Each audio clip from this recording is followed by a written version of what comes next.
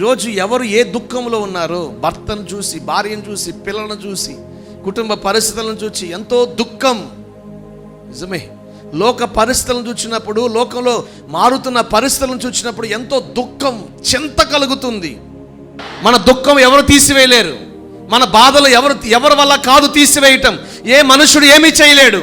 ఏదైనా చేయాలంటే ప్రభువే చేయాలి. దుఃఖం వచ్చినప్పుడు ఆ దుఃఖానికి ప్రతిగా వారు గోనిపట్ట కట్టుకుని, బూడిద పోసుకొని, ఏమంటే ఉపవాసం ఉండి ప్రార్థన చేసేవాళ్ళు. అంటే గోనిపట్ట దేనికి సాదృశ్యం అంటే దుఃఖానికి సాదృశ్యం.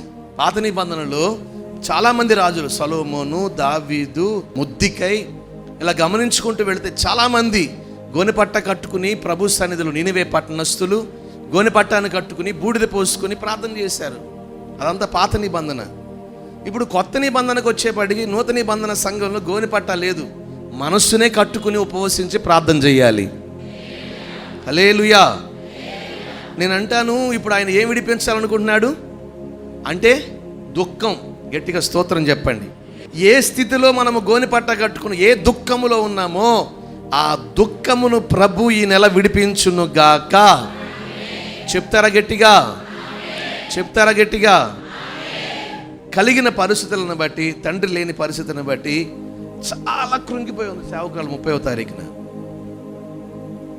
ఎందుకంటే తండ్రి గుర్తొచ్చే పరిస్థితులన్నిటిని బట్టి 31 రాత్రి ప్రభు సన్నిధిలో గడిపి వెళ్ళేటప్పుడు తను చెప్పిన మాట, నా భారములన్నీ ప్రభు తీసేశాడు.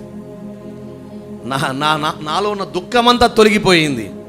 ఎందుకంటే ప్రభు దగ్గరికి వస్తే ఆయన గోనిపట్ట విడిపించగలడు. హల్లెలూయా. చెప్తారా గట్టిగా? నిజమే, నిజమే.